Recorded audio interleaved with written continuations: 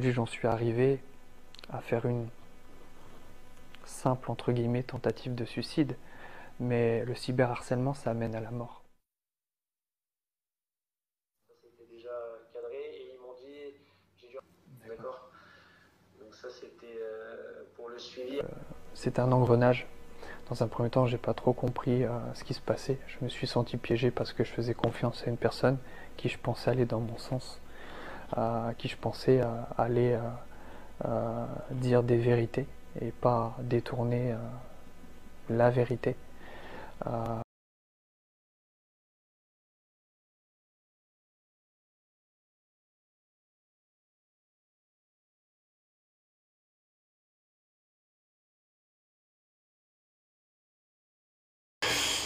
Apparemment, on aurait escroqué nos communautés et on aurait envoyé au casse-pipe nos communautés.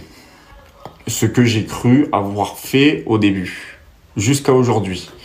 Aujourd'hui, j'ai reçu un document du procureur de la République, parce qu'en fait, j'avais déposé plainte contre Giovanni, parce que je me considérais vraiment comme victime suite aux accusations de Telji et aux documents qu'il avait fournis.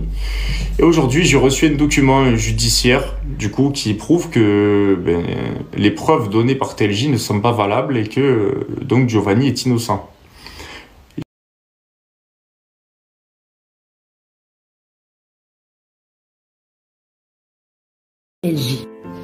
TLJ qui arrive à nous faire entendre, nous faire voir des choses qui au final n'étaient pas si saines que ça.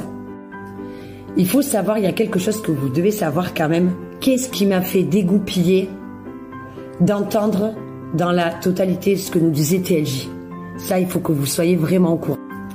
Il faut savoir quand Giovanni était avec sa copine, tout le monde sait qui c'est, d'accord. Giovanni, un jour où je suis montée chez lui, elle était là, me tope dans la cuisine et me dit: Soso, on a quelque chose à te dire. Ah bon? Et là, tous les deux, Giovanni et sa copine, pas sa copine actuelle, j'espère que vous savez de qui je parle, m'annoncent: Soso, elle est enceinte. Ah bon?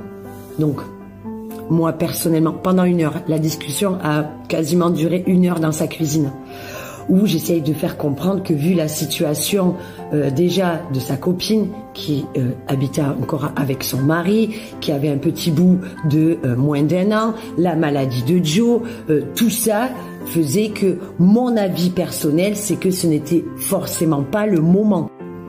Mais bon, en étant maman au fur et à mesure de la conversation, malgré que j'essayais quand même de leur faire comprendre que c'était pas forcément le bon moment, mais c'est eux les adultes, c'est leur choix, ils font ce qu'ils veulent, voilà.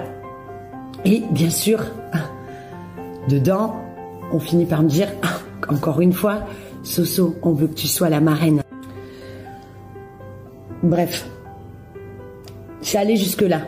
Il m'a pris dans les bras, il a pris mon mari dans les bras parce qu'on a fini par leur dire félicitations, parce que pour moi personnellement, un enfant, c'est un cadeau du ciel, quelle que soit la situation. Mais voilà, je voulais vraiment que vous vous contextualisez, en fait, jusqu'où c'est allé, jusqu'où les sentiments sont allés. Donc Joe, voilà, me raconte son histoire de grossesse et tout, moi je pleure et tout, machin. Les deux, Giovanni et sa copine, à fond, on te serre dans les bras, machin, nanani nanana. Et bon, et donc du coup, j'ai su donc là, au mois d'octobre, quand tout a explosé, que tout était faux. Qu'en fait, monsieur Giovanni et sa copine m'ont pris pour une grosse truffe. C'était une blague. C'était une blague quand je